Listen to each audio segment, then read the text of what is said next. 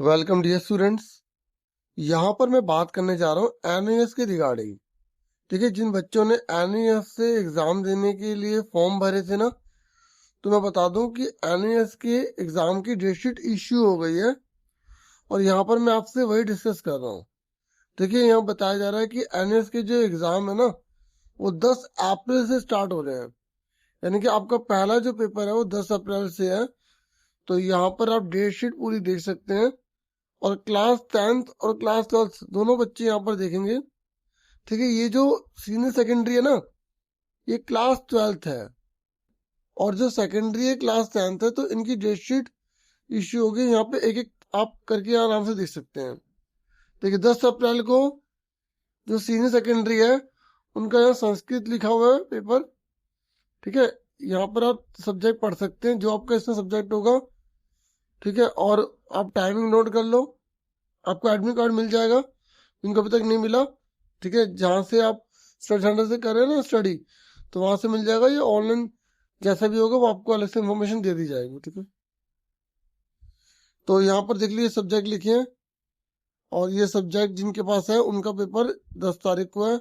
Timing देख लो, अलग अलग जो है ना, यहाँ पे अलग अलग दे रखी। जैसे लोक कला वाला जो है यहाँ पे 2 घंटे का है, संस्कृत साहित्य वाला 3 घंटे का है, ऐसे लॉजिस्टिक्स वाला है वो 3 घंटे का है, और प्रिंसिपल एंड इन्वेंट्री मैनेजमेंट वाला जो है वो 3 घंटे का। तो देखो, एक दिन में ना 3 3 4 4 एग्जाम है, तो आपको देखना पड़ेगा आपको कौन सब्जेक्ट है। ठीक है, फिर ऐसे 11 तारीख को दे रखा है, ये 12वीं का। ठीक है, और ये 10वीं का, ये आपको ध्यान रखना है। तो जैसे यहाँ पे देखो, फिर यहाँ पे 11 तारीख को उर्दू है, संस्कृत साहित्य कोड नंबर से याद रखना, कोड नंबर से। ठीक है, आपके एडमिट कार्ड में भी कोड नंबर लिखा होगा, और जो आपने स्टडी मटेरियल वगैरह होगा आपके पास, और जो आपने प्रैक्टिकल वगैरह करेंगे उसमें भी लिखे होंगे, तो आपने देखे होंगे। फिर 13 तारीख को देख लो। फिर ऐसी 14 तारीख को, एक एक सब्जेक्ट नहीं पढ़ पाऊंगा, सिर्फ दिखा रहा हूँ। ठीक है, और थोड़ा बहुत जो है एक आध सब्जेक्ट बोल दूंगा।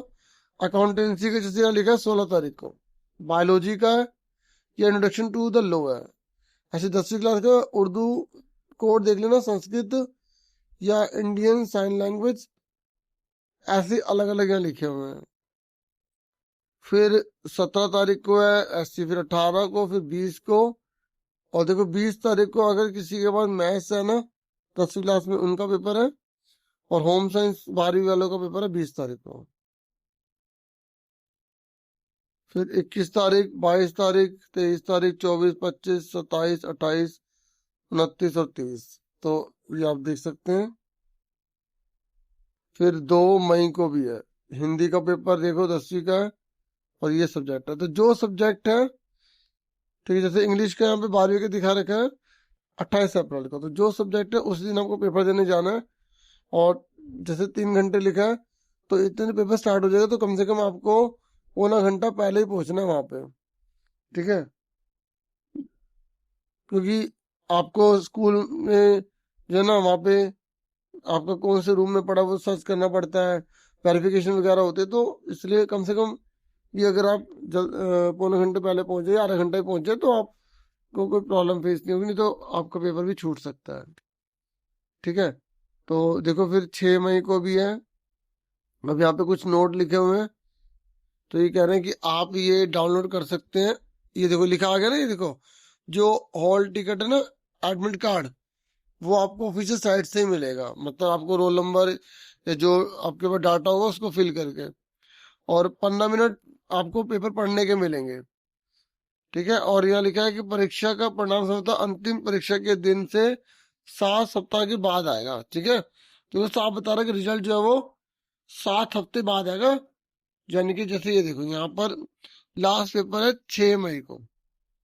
ठीक है, तो 6 मई, फिर 6 जून और 6 जुलाई, यानी कि जुलाई के फर्स्ट वीक में आ सकता है, या जून के लास्ट वीक में, इस तरीके से यहाँ मेंशन है।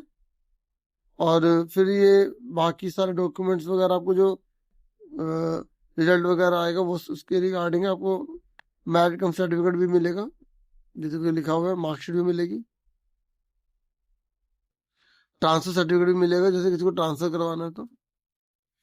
ठीक है, तो ये मेन आपसे मैंने शेयर कर दी है इन्फॉर्मेशन, और आप उसको अच्छे से देख लेना। अब आपका एग्जाम है, तो आप सबको बहुत बहुत ऑल द बेस्ट, अच्छे से तैयारी करना, अच्छे से पेपर देना। Thank you for watching and listening careful. Take care dear students and dear viewers.